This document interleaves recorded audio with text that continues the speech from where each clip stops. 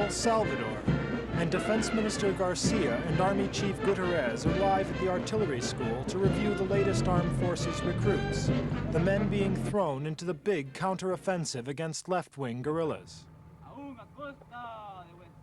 The Reagan administration in Washington is backing the government drive with arms, money, and advisors, trying to halt what it sees as the spread of communism throughout Central America.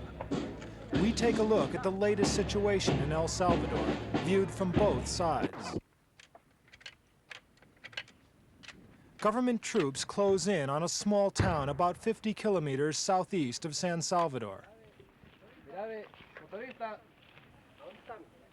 They are making offensives like this more often than in the previous 12 months of fighting, partly because the guerrillas have failed in their efforts to spark off a mass popular uprising in the capital. The battlefronts are now in the countryside and in towns like this.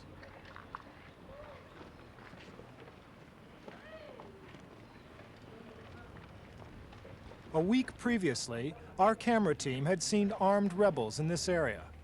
Now, the troops encountered hardly any resistance as they advanced, and after initial caution, they took over the whole town as a new marshalling base.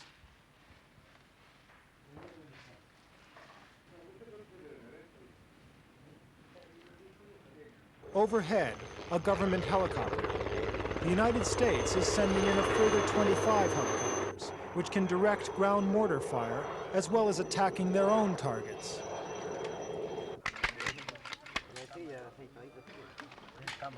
The Reagan administration says the extent of its involvement in El Salvador has been exaggerated by international reporters. But its military aid, including these 150-millimeter machine guns, is to be seen throughout the country.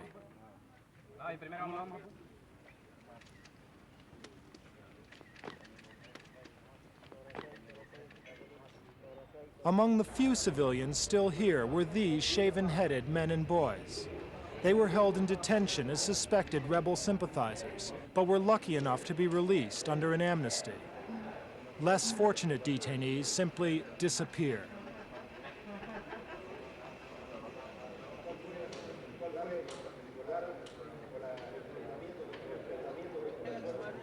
The government forces, then, are claiming a number of successes on the ground, thanks to American help, and also at sea, where gun running to the guerrillas has been a big headache.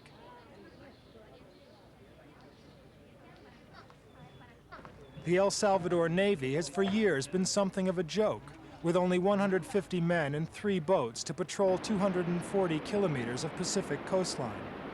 There used to be 5 boats, but 2 have been cannibalized to keep the others afloat.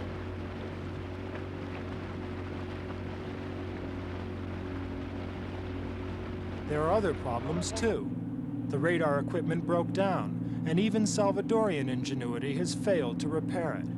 So suspicious vessels are tracked with old-fashioned binoculars. During our trip, one small boat was ordered alongside, but no illicit arms were found, only 1 large fish. Sea patrols have been stepped up, and the naval officers are sure that there are no big arms shipments being brought in by sea. Certainly not the hundreds of tons alleged by Washington. There's no doubt some guns do come in by sea, but in small quantities and in small boats.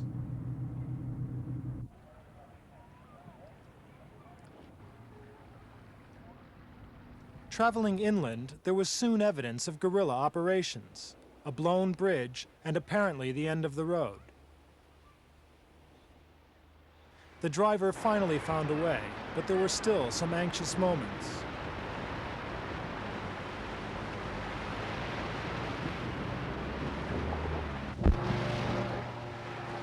Further into the mountains, our film crew joined government troops making an advance up the side of the Conchagua volcano.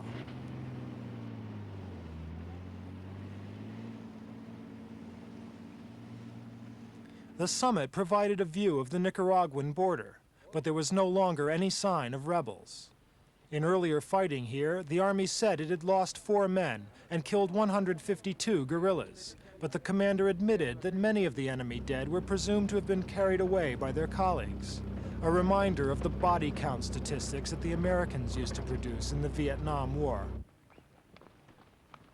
The returning troops reported finding guerrilla foxholes and tunnels abandoned in the face of a concerted ground and air attack. The guerrillas apparently do not have enough firepower to defend their ground. Their policy is withdraw and fight another day.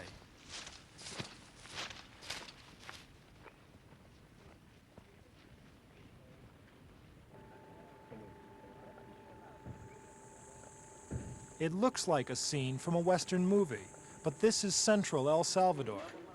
The village of Aguacayo has been turned into an operations center by the government forces. And although it's only 50 kilometers northeast of the capital, this is definitely rebel territory. The enemy is in the jungle around the town on 3 sides. Previously, National Guard outposts have been easy targets for the guerrillas, but fresh arms supplies have changed the picture.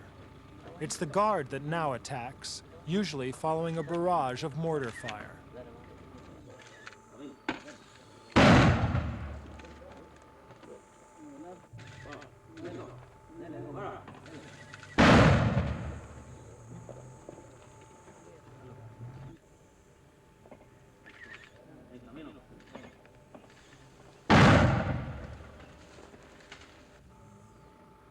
But the heavy fire can also attract attention, and the National Guard patrol, and our cameraman too, were soon to get a terrible surprise.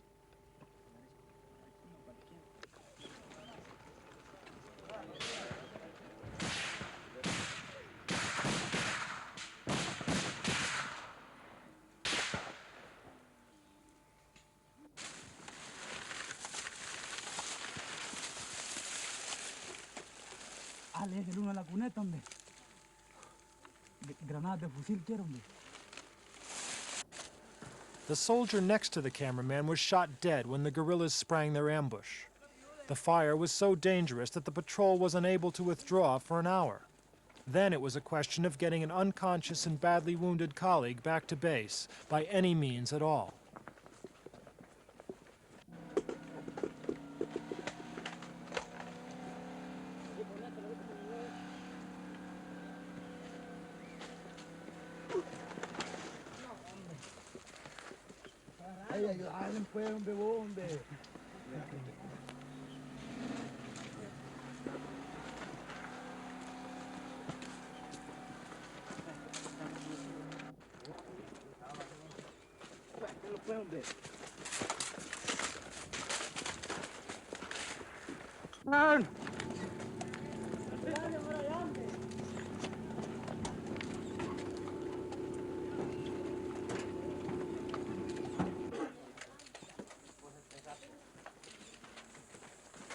Espérate que lleva el cero. No caminen tan luego.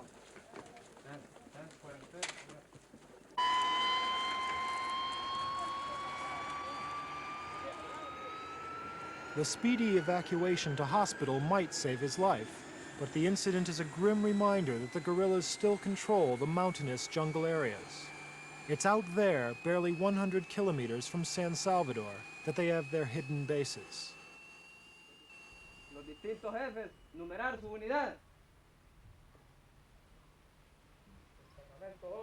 This is one of the rebel camps, and we were allowed a rare sight of the war from the other side after secret negotiations with guerrilla representatives. We arrived late in the evening at the final roll call of the day.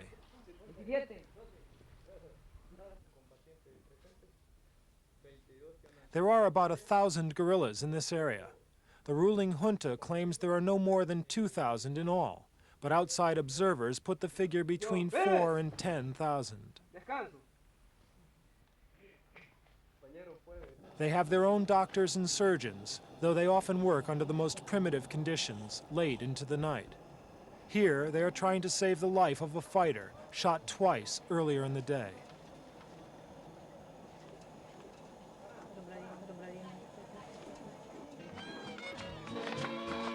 The camp has its own rules.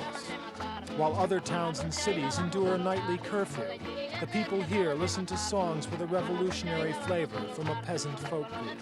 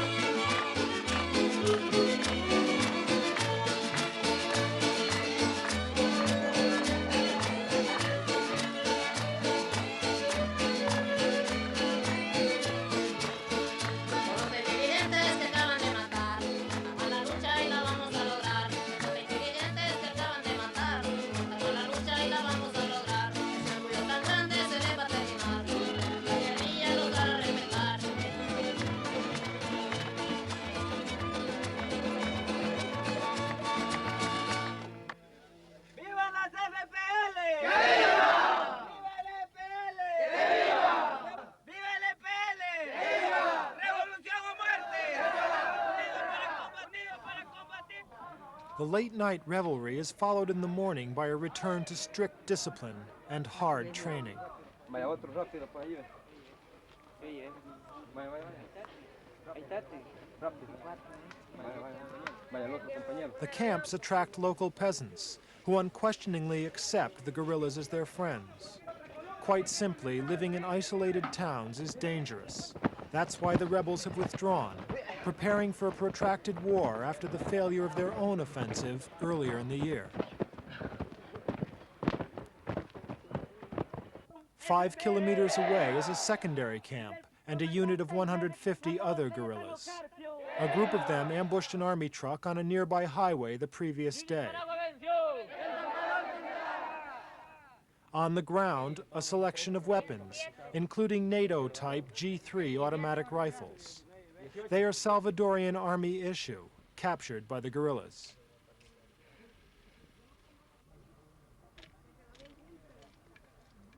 Another prize, a Belgian-made heavy machine gun, old-fashioned by today's standards, but it works. The variety of weapons in the camps indicates that these fighters, at least, have not been receiving large-scale shipments of Cuban and Soviet arms, as alleged by the junta and Washington. We put the question of communist involvement to Domingo, a former medical student who is now a commander in the Marxist-Leninist FPL, the Popular Liberation Forces. He remained masked for fears of reprisals against his family. He admitted a few guerrillas had been trained in Cuba, but said all arms were bought on the open market. Russian arms had been refused, he said, because there were too many strings attached. And he insisted there were no foreign advisors working with any of Salvador's guerrillas.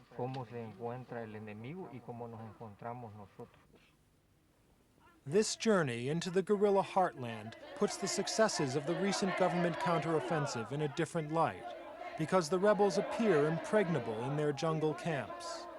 The indications are that even if they are denied more arms, the fighting could go on for a very long time to come.